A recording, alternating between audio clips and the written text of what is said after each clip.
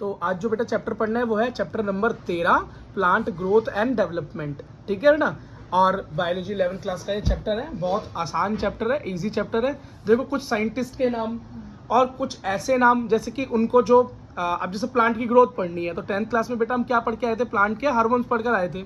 Auxin, cytokinin, gibberellin, abscisic acid और ethylene, ये हमने 10th क्लास में पढ़े थे। तो हमने इनके काम पढ़े थे, लेकिन हमने ये नहीं पढ़ा था कि ये मिले कहाँ से थे और किस साइंटिस्ट ने ढूंढे थे। इस चैप्टर में सिर्फ हमें ये पढ़ना है, तो वो बेटा वो चीज़ें तो याद करनी पड़ेंगी, साइंटिस्ट का नाम और उन्होंने कहाँ से उन हार्मोन्स को ढूंढा। लेकिन उससे पहले क्लास 10th के इन हार्मोन्स के काम को एक बार रिवाइज कर लेते हैं। अब आप बोलोगे क्यों भैया, क्यों रिवाइज करवा रहे हो? बेटा एक बार इसे रिवाइज कर लोगे तो बेस इतना अच्छा हो जाएगा कि इसके ऊपर जब बिल्डिंग बनेगी ना आगे जाके तो आराम से काम हो जाएगा। ट्रिक्स भी एंड में होने वाली हैं, विदाउट ट्रिक्स भी बेटा आपको कम से कम बेसिक नॉलेज तो होनी चाहिए ना। देखो बेटा, सबसे पहला प्लांट हार्मोन ऑक्सिन है। ऑक्सिन का काम होता है सेल को ग्रो करवाना, सेल को ग्रो करवाना, प्लांट को ग्रो करवाना, ठीक है, और डिफरेंशिएट करवाना। जैसे कि भाई प्लांट डिफरेंशिएट किस में हो रहा है? प्लांट बर्ड, बर्ड से फ्लावर, फ्लावर से फ्रूट बन रहा है, तो डिफरेंशिएशन हो रहा है ना, ग्रोथ हो रही है। तो कैसे हो रही है? ऑक्सिन करवा रहा है। और बेटा ये कहाँ पर इसकी एक्टिविटी सबसे ज्यादा पाई जाती है? प्लांट्स की टिप्स पर। कहाँ पर बेटा? टिप्स पर। ये देखो जैसे रूट है, सूट है, इसका टिप, तो यहाँ पर इसकी सबसे ज्यादा एक्टिविटी देखने को मिलेगी। प्लांट का जो रिस्पॉन्स है ना लाइट को लेके, जैसे लाइट जिस तरफ को मूव करती है उस तरफ को प्लांट जाता है। आप हमने देखा, हाँ, तो हमने 10th क्लास में देखा था ना एक्सपेरिमेंट के, एक बक्से के अंदर डाल देते हैं प्लांट को और जहाँ से रोशनी जारी होती है वो उसी तरफ मूव कर जाता है। ये ऑक्सिन की वजह से होता है। ठीक है। अगला देखो, अभी आगे जाके जब हम पढ़ेंगे इस चैप्टर को 11th क्लास का, तो हम यही पढ़ेंगे कि इस चीज को ऑब्जर्व करके ऑक्सिन की खोज की गई। ठीक। अगला देखो, साइटोकाइनिन। साइटोकाइनिन भी क्या करवाता है भाई? सेल डिवीजन करवाकर ग्रोथ करवाता है। कैसी ग्रोथ करवा? लेटरल ग्रोथ, मतलब मोटाई बढ़वाता है प्लांट्स की। अब साइटो का मतलब क्या होता है भाई? सेल, है ना। और हाँ, और काइनिन का मतलब क्या होगा? तोड़ना, काइनेज, तोड़ देना। तो सेल को डिवाइड करवा कर क्या करवा रहा है? ये सेल को डिवाइड करवा रहा है और प्लांट की ग्रोथ करवा रहा है। ठीक, यह बात याद रखना। ये किस चीज में काम आता है? ये भैया सीड्स की रैपिड डिवीजन में और फ्रूट्स की रैपिड डिवीजन में, एकदम से ज्यादा उनकी मात्रा को बढ़ाने में साइटोकाइनिन ही काम आएगा। याद रखना, 1 के 2, 2 के 4, 3 के 6 हो जाए तो समझ लेना साइटोकाइनिन काम कर रहा है। क्योंकि ऑक्सिन तो भाई सेल की ग्रोथ करवाता है, मोटापा बढ़ाता है सेल का, सेल के नंबर नहीं बढ़ाता। लेकिन साइटोकाइनिन सेल के नंबर बढ़ा रहा है उसको डिवाइड करके। Very important thing to remember. अगली चीज, जिबरलिन। क्या बेटा? जिबरलिन। जिबरलिन भी एक ग्रोथ हार्मोन है।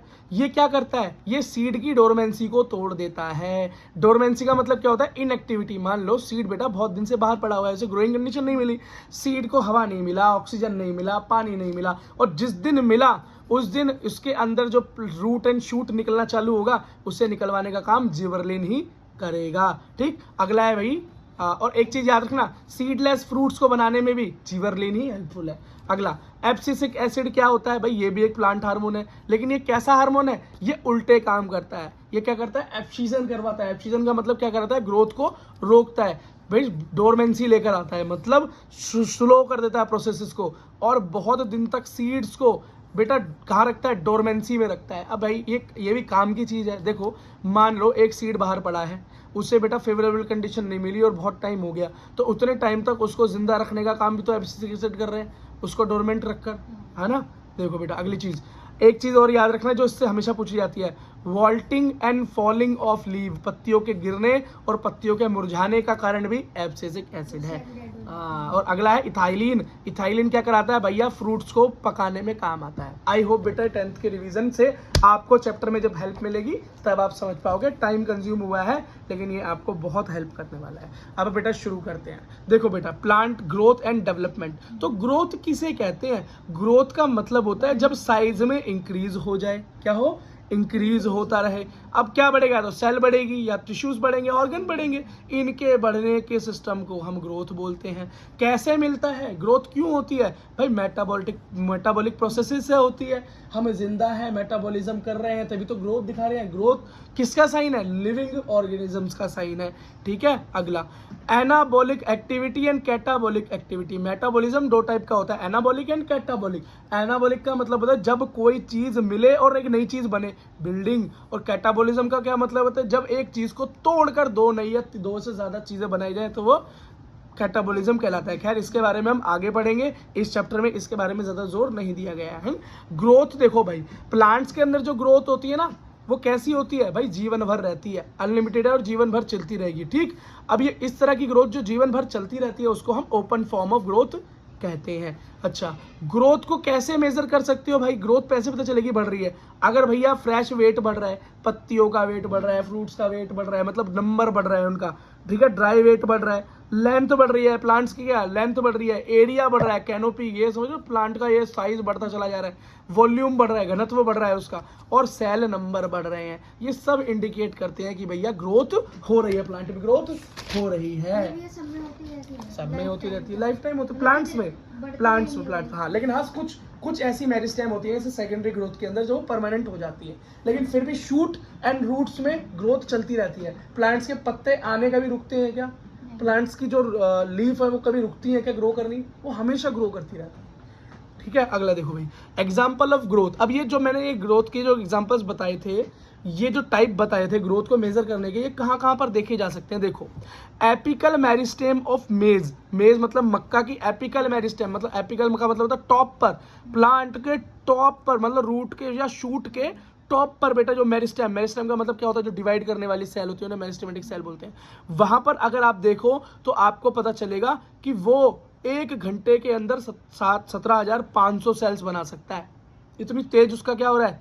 डिवीजन हो रहा है। तो सेल नंबर इंक्रीज हो रहा है ना, तो ये देखो सेल नंबर इंक्रीज होने का एग्जांपल कहाँ मिला हमें? एपिकल मेरिस्टेम ऑफ मेज में मिल गया। अगला, व्हाट सेल इन वाटरमेलन में increase in size up to 3,50,000 times. जो वाटरमेलन की सेल है वो बेटा एक बारी में 3,50,000 टाइम बढ़ सकती है, इंक्रीज हो सकती है। तो देखो सेल के साइज के बढ़ने का एग्जांपल आपको वाटरमेलन में मिल गया। अगला, ग्रोथ ऑफ पोलन ट्यूब। अब भाई जब पोलन ग्रेन हमारा जब मेल एंथर से आकर स्टिग्मा यहाँ पर गिरता है तो बेटा जब वो, हाँ, सेक्सुअल रिप्रोडक्शन बेटा, जब यहाँ पे पोलन ट्यूब बनती है और अंदर ओवम तक जाती है, यहाँ पर सेमिनर्जिट तक जब जाती है, तो ये पोलन ट्यूब की जो ग्रोथ है ये क्या, सेल की लेंथ बढ़ रही है, लंबाई बढ़ रही है ना, एक सिंगल सेल क्या बना, ट्यूब बन गया।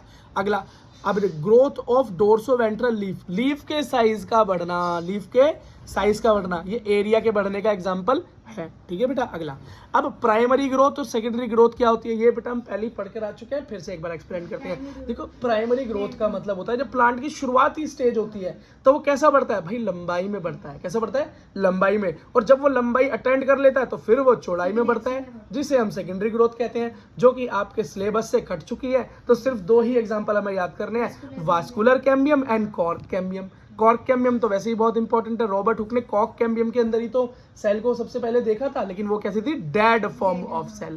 अब लाइव फॉर्म ऑफ सेल को सबसे पहले किस साइंटिस्ट ने देखा था, कमेंट में डाल दें। ठीक है, तो सेकेंडरी ग्रोथ कैसी ग्रोथ है, इंक्रीज इन विट और ग्रोथ, मतलब मोटाई में इंक्रीज। ठीक है, अब ये हमको प्राइमरी ग्रोथ का मिलेगी रूट के एपिकल में और शूट के एपिकल मेरिस्टेम में, है ना, increase in length of plants. I hope बेटा इतनी बात आपको समझ में आ गई है। अब देखो भाई, ग्रोथ फेसेस। अब ग्रोथ के फेज क्या होते हैं भाई? सबसे पहला फेज होता है मेरिस्टेमेटिक। क्या होता है? सबसे पहला है मेरिस्टेमेटिक, मतलब प्लांट की जब शुरुआत होती है, जब वो शुरुआत में उगना शुरू होता है तो उसकी मेरिस्टेमेटिक एक्टिविटीज होती हैं। कैसी एक्टिविटीज होती हैं भाई? सेल डिवाइड करता है, प्रोटोप्लाज्म काफी होता है सेल के अंदर। क्यों भाई? नया नया प्लांट है, बढ़ती हुई उम्र है, तो बढ़ती हुई उम्र में कैसा होगा, फुल प्रोटोप्लाज्म होगा, न्यूक्लियस बड़ा होगा, सब कुछ ज्यादा चाहिए ना, डीएनए, आरएनए, एनर्जी, सारी चीजें बढ़िया तरीके से चाहिए। सेल वॉल कैसी होगी? प्राइमरी सेल वॉल होगी, अभी हल्की हल्की है ना। और प्लाज्मोडेस्माटा मतलब बहुत सारा हमारे पास क्या है, साइटोप्लाज्म वहां पर मौजूद है, सेल ऑर्गेनिज्म मौजूद है। उसके बाद बेटा जब वो अटेंड कर लेता है मेरिस्टेमेटिक ग्रोथ तो वो इलैंगुएशन पे जाता है, मतलब अब वो प्लांट साइज में और गिर्थ में बढ़ने लगता है। ठीक, तो वो क्या है, सेल का इनलार्जमेंट होगा, इलॉन्गेशन में सेकेंडरी ग्रोथ। ठीक है, वैक्यूल्स बढ़ेंगे। भाई आपको पता है ना, प्लांट सेल के अंदर वैक्यूल्स बहुत बड़े बड़े पाए जाते हैं। क्यों? स्पेस, ताकि बेटा सेल का साइज ज्यादा से ज्यादा हो सके। और सेल वॉल कैसी होगी? अब डिपॉजिट होने लगेगी, थोड़ी सी थिकनेस उसमें बढ़ने लगेगी। और जब मैच्योरेशन हो जाएगी, जब वो मैच्योर हो जाएगा, तब बेटा क्या होगा कि सेल अपना मैक्सिमम साइज अटेंड करने चुकी होगी। प्लांट की भी तो भाई एक लिमिट होती है, वहीं तक बढ़ता है, फिर वो रुक जाता है। आपने देखा बुर्ज खलीफा जितना प्लांट हो गया कभी? नहीं ना। ठीक, वॉल, सेल वॉल कैसी हो गई? एकदम मोटी होगी।